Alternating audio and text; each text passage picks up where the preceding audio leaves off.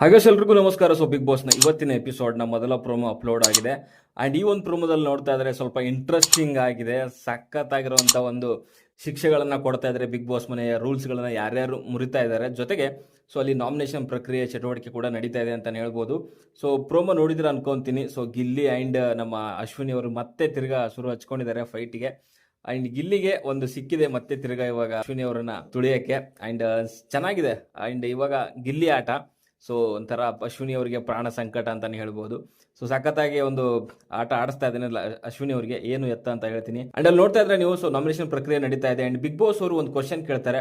ಆ ಕ್ವಶನ್ಗೆ ಆನ್ಸರ್ ಮಾಡಿ ನಾಮಿನೇಟ್ ಮಾಡಬೇಕಾಗತ್ತೆ. ಅದಕ್ಕೆ ಯಾರು ಉತ್ತರ ಏನಿರುತ್ತಲ್ಲ, ಆ ಉತ್ತರಕ್ಕೆ ಯಾರು ಸೂಕ್ತ ಹೋಗ್ತಾರೆ ಅವರು ನಾಮಿನೇಟ್ ಆಗ್ತಾರೆ ಅಂತಾನೆ ಹೇಳ್ಬೋದು. ಇಲ್ಲಿ ಮೊದಲನೇದಾಗಿ ಬಿಗ್ ಬಾಸ್ ಅವರು ಕೇಳಿರುವಂತ ಈ ಪ್ರೋಮೋದಲ್ಲಿ ಪ್ರಶ್ನೆ ಏನು ಅಂತಂದ್ರೆ, ಪದೇ ಪದೇ ಬಿಗ್ ಬಾಸ್ ಮನೆಯ ಮೂಲ ನಿಯಮಗಳನ್ನು ಮುರಿಯುವವರು ಯಾರು ಅಂತ ಕೇಳಿದ್ದಾರೆ. ಇದು ಯಾರು ಮುರಿತಾರೆ, ಅದಕ್ಕೆ ಆನ್ಸರ್ಗಳನ್ನ ಕೊಟ್ಟು ಅದು ಯಾರಿಗೆ ಆ ಆನ್ಸರ್ ಸೂಕ್ತ ಆಗುತ್ತೆ ಅವ್ರನ್ನ ನಾಮಿನೇಟ್ ಮಾಡಬೇಕಾಗತ್ತೆ. ಓಕೆ, ಅಲ್ಲಿ ಸೂಚನೆ ಕೊಟ್ಟಿರುವಂಥ ಹೆಸರುಗಳು ಅಂತಂದ್ರೆ ಅಂದ್ರೆ ಅಶ್ವಿನಿ ಅಂತ ಬಂದಿರುವಂಥದ್ದು, ರಘು ತಗೊಂಡಿದ್ದಾರೆ, ರಾಶಿಕಾ ತಗೊಂಡಿದ್ದಾರೆ, ಅಂಡ್ ಗಿಲ್ಲಿ ಕೂಡ ಅಲ್ಲಿ ಅಶ್ವಿನಿ ಅಂತಾನೆ ಹೇಳಿದ್ದಾರೆ. ಮ್ಯಾಕ್ಸಿಮಮ್ ವೋಟ್ ಬಂದಿದೆ ಅಂತ ಅನ್ಸುತ್ತೆ. ಗಿಲ್ಲಿ ಕೊಟ್ಟಿರುವಂಥ ರೀಸನ್ ಏನು ಅಂತಂದ್ರೆ, ಇವ್ರಿಗೆ ನಾಮಿನೇಷನ್ ಮೇಲೂ ಸೀರಿಯಸ್ನೆಸ್ ಇಲ್ಲ, ಆಮೇಲೆ ರೂಲ್ಸ್ ಮೇಲೂ ಸೀರಿಯಸ್ನೆಸ್ ಇಲ್ಲ, ಇವರಿಗೆ ಕಠಿಣವಾದಂತಹ ಶಿಕ್ಷೆ ಕೊಡಬೇಕು ಅಂತ ಅಲ್ಲಿ ನಮ್ಮ ಗಿಲ್ಲಿ ಅವರು ಹೇಳ್ತಿದ್ದಾರೆ. ಅಶ್ವಿನಿ ಅವ್ರಿಗೆ ಏನಾದರೂ ಒಂದು ಶಿಕ್ಷೆ ಕೊಡಬೇಕು, ಏನಾದರೂ ಒಂದು ಕೊಡಬೇಕು ಅಂದರೆ ನಮ್ಗೆ ಗಿಲ್ಲಿ ಫುಲ್ಲು ಖುಷಿಯಾಗಿರ್ತಾನೆ. ಅಂದರೆ ಸ್ಟಾರ್ಟಿಂಗಿಂದ ಇಲ್ಲಿವರೆಗೂ ಕೂಡ ಸ್ವಲ್ಪ ಈ ಒಂದು ಎರಡು ವೀಕಿಂದ ಸ್ವಲ್ಪ ಸೈಲೆಂಟ್ ಆಗಿದ್ದಾರೆ. ಇಲ್ಲ ಅಂತಂದರೆ ಅಶ್ವಿನಿ ವರ್ಸಸ್ ಗಿಲ್ಲಿ ಅನ್ನುವಂಥದ್ದು ರೈವಲ್ರಿ ಇದೆಯಲ್ಲ, ಅದು ಸಖತ್ತಾಗಿದೆ. ಅವರಿಬ್ಬರು ಕೂಡ ಕಿತ್ತಾಡ್ತಿದ್ರೆ ಟಾಪಲ್ಲಿ ಕೂತ್ಕೊಂಡಿರುವಂಥ ಒಂದು ಕಿಲಾಡಿಗಳು ಫೈಟ್ ಮಾಡ್ದಂಗೆ ಇರುತ್ತೆ. ಸಿನಿಮಾಗಳಲ್ಲಿ ಹೀರೋ ವಿಲನ್ ಕಿತ್ತಾಡ್ತಾರಲ್ಲ ಹಾಗೆ. ಅದು ತುಂಬ ಚೆನ್ನಾಗಿರುತ್ತೆ ನೋಡಲಿಕ್ಕೆ. ಅದಕ್ಕೆ ಇಲ್ಲಿ ಗಿಲ್ಲಿ ಫುಲ್ ಈ ವಾರ ಖಂಡಿತವಾಗ್ಲೂ ಅಶ್ವಿನಿ ಅವರಿಗೆ ಕಾಟ ಕೊಡ್ತಾನೆ ಅಂತ ನನಗೆ ಅನ್ನಿಸ್ತಾ ಇದೆ.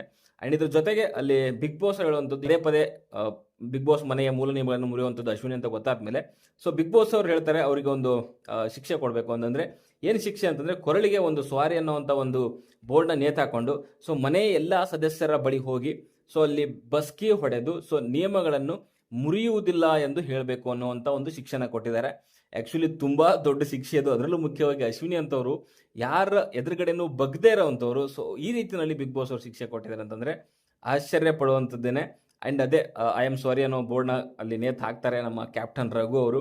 ಆ್ಯಂಡ್ ಅಲ್ಲಿ ನೋಡ್ತಾ ಇದ್ರೆ ನೀವು ರಿಷಾ ಎದುರುಗಡೆ ಹೋಗಿ ಬಸ್ಗೆ ಹೊಡಿತಿದ್ದಾರೆ, ಮಾಳು ಎದುರುಗಡೆಗೆ ಹೋಗಿ ಬಸ್ಗೆ ಹೊಡಿತಿದ್ದಾರೆ, ಇನ್ನೊಬ್ರು ಅಭಿ ಅಂತ ಅನ್ಸುತ್ತೆ. ಅವ್ರ ಎದುರುಗಡೆ ಹೋಗಿ ಬಸ್ಗೆ ಹೊಡಿತಿದ್ದಾರೆ ಅಶ್ವಿನಿ ಅವರು. ನೋಡಲಿಕ್ಕೆ ಸುಮಾರು ಜನಕ್ಕೆ ಖುಷಿ ಆಗ್ಬೋದು. ಶಿಕ್ಷೆಗಳನ್ನು ಅಥವಾ ಈ ಥರದ ಕೊಟ್ಟಾಗ್ಲೇ ಮೂಲ ನಿಯಮಗಳನ್ನು ಅಲ್ಲಿ ಬ್ರೇಕ್ ಮಾಡ್ದೇನೆ ಅದನ್ನು ಪಾಲನೆ ಮಾಡ್ತಾ ಹೋಗುತ್ತೆ. ನಾವು ಹೇಳ್ತಾ ಇದ್ವಿ ಮೂಲ ನಿಯಮಗಳು ಬ್ರೇಕ್ ಆಗ್ತಿದ್ದಾವೆ, ಉತ್ತಮ ಕಳಪೆ ಅಂತ ಬಂದಾಗ ಓಪನ್ ಆಗಿ ಡಿಸ್ಕಷನ್ ಮಾಡ್ತಿದ್ದಾರೆ. ಇದ್ರ ಬಗ್ಗೆ ಯಾಕೆ ಬಿಗ್ ಬಾಸ್ ಅವರು ಸೀರಿಯಸ್ ಆಗಿ ತಗೊತಾ ಇಲ್ಲ ಅನ್ನೋಂಥದ್ದನ್ನು ಸುಮಾರು ದಿವಸಗಳಿಂದ ಅದನ್ನು ಹೇಳ್ತಾನೆ ಇದ್ವಿ. ಬಟ್ ಇವಾಗ ಅಟ್ಲೀಸ್ಟ್ ಅವರು ಎಚ್ಚೆತ್ಕೊಂಡು ಆ ಮೂಲ ನಿಯಮಗಳನ್ನ ಬ್ರೇಕ್ ಮಾಡೋವಂಥವ್ರಿಗೆ ಒಂದು ಒಳ್ಳೆ ಶಿಕ್ಷಣ ಕೊಡ್ತಿದ್ದಾರೆ ಅಂತಲೇ ಹೇಳ್ಬೋದು. ಆ್ಯಂಡ್ ಈ ಏನು ಸಾರಿ ಕೇಳ್ತಾ ಇದ್ರು ಎಲ್ಲರ ಹತ್ರ ಹೋಗಿ ಬಸ್ಗೆ ಹೊಡೆದು, ಅದೇ ರೀತಿಯಲ್ಲಿ ಗಿಲ್ಲಿ ಹತ್ರನೂ ಕೂಡ ಬರ್ತಾರೆ. ಗಿಲ್ಲಿ ಹತ್ರ ಬಂದರೆ ಅವನು ಸುಮ್ಮನೆ ನಿಂತ್ಕೊಂಡ್ಬಿಟ್ಟು ಬಸ್ಗೆ ಓಡಿಸ್ಕೊಂತಾನ, ಚಾನ್ಸೇ ಇಲ್ಲ. ಏನಾದರೂ ಕಾಟ ಕೊಡಲೇಬೇಕು ಅನ್ನೋವಂಥ ಒಂದು ನಿರ್ಧಾರ ಮಾಡಿದ್ದಾನೆ ಅಶ್ವಿನಿ ಅವರಿಗೆ. ಈ ವಾರ ಖಂಡಿತವಾಗ್ಲೂ ಸುಲಭ ಅಂತೂ ಅಲ್ಲ. ಲಾಸ್ಟ್ ವೀಕ್ ಏನೋ ಒಂದು ಸೈಲೆಂಟ್ ಆಗಿದ್ರು, ಅವರ ಒಂದು ಪೇಷನ್ಸ್ನ ಕಂಟ್ರೋಲ್ ಇಟ್ಕೊಂಡು ಹೋದರು. ಬಟ್ ಗಿಲ್ಲಿ ಏನಾದರೂ ಟಾರ್ಗೆಟ್ ಮಾಡಿ ಒಂಥರ ಕಾಟ ಕೊಡ್ಲಿಕ್ಕೆ ಶುರು ಮಾಡಿದ್ರೆ ಅಶ್ವಿನಿ ಅವರಿಗೆ ತುಂಬ ಅಂದರೆ ತುಂಬ ಕಷ್ಟ ಇದೆ. ಅದೇ ಆಗ್ತಿರುವಂಥದ್ದು ಇಲ್ಲಿ. ಗಿಲ್ಲಿ ಅಲ್ಲಿಂದ ಅಶ್ವಿನಿ ಬರ್ತಾ ಇದ್ದಾರೆ. ಅಲ್ಲಿಗೆ ಕಾಲ್ ಮೇಲೆ ಕಾಲು ಹಾಕೊಂಡು ಫುಲ್ ಒಂಥರ ಲೈಫ್ ಒಂಥರ ಆ್ಯಟಿಟ್ಯೂಡಲ್ಲಿ ಕುತ್ಕೊಂಡಿದ್ದಾನೆ. ಅಲ್ಲಿ ಅಶ್ವಿನಿ ಹೇಳುವಂಥದ್ದು ಇನ್ನೇನು ಅವ್ರ ಮುಂದೆ ಹೋಗಿ ಅಲ್ಲಿ ಬಸ್ಕಿ ಹೊಡಿಬೇಕು ಆ ರೀತಿಯಲ್ಲಿ ಕುತ್ಕೊಂಡ್ಮೇಲೆ ಅವ್ರ ಎದುರುಗಡೆಗೆ ಬಸ್ಕಿ ಹೊಡೆಯುವಂಥದ್ದು ಅಷ್ಟೊಂದು ಪೇಷನ್ಸು ಅಥವಾ ಅಷ್ಟೊಂದು ಇದು ಅಲ್ಲ ಅಶ್ವಿನಿ ಅವರು. ಅವಾಗ ಅಶ್ವಿನಿ ಹೇಳುವಂಥದ್ದು ಇಳಿಸು ಕಾಲು, ತೀರಾ ಓವರ್ ಆಗಿ ಆಡ್ಬೇಡ, ನಾನು ಹೆಂಗಾರ ಕುತ್ಕೋಬಹುದು ಅಂತ ಇಲ್ಲಿ ಗಿಲ್ಲಿ ಹೇಳುವಂತ. ಅವಾಗ ಅಶ್ವಿನಿ ಹೇಳುವಂಥದ್ದು, ಈ ದಿಮಾಕು ದೌಲತ್ ಎಲ್ಲ ನಿನ್ನ ಹತ್ರ ಇಟ್ಕೋ, ನಿನ್ ವ್ಯಕ್ತಿತ್ವ ಗೊತ್ತಾಗ್ತಿದೆ, ನನ್ನ ವ್ಯಕ್ತಿತ್ವ ಅಲ್ಲ ಅನ್ನೋ ರೀತಿನಲ್ಲಿ ಹೇಳ್ತಿದ್ದಾರೆ.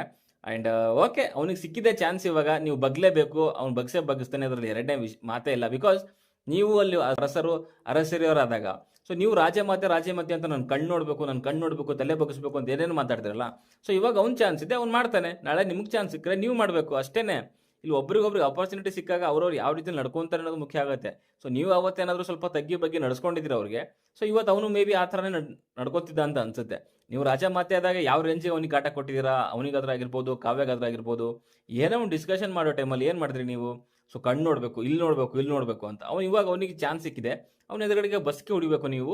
ಅವನು ಯಾವ ಇದರಲ್ಲಿ ಬೇಕಾದ್ರೂ ಭಂಗಿದಲ್ಲಿ ಬೇಕಾದ್ರೂ ಕುತ್ಕೋತಾನೆ, ತಲೆ ಮೇಲೆ ಆದ್ರೆ ಹಾಕೋತಾನೆ, ಕಾಲ್ ಮೇಲೆ ಕಾಲಾದ್ರೂ ಹಾಕೋತಾನೆ, ಕೈ ಎಲ್ಲಿ ಬೇಕಾದ್ರೂ ಇಟ್ಕೋತಾನೆ.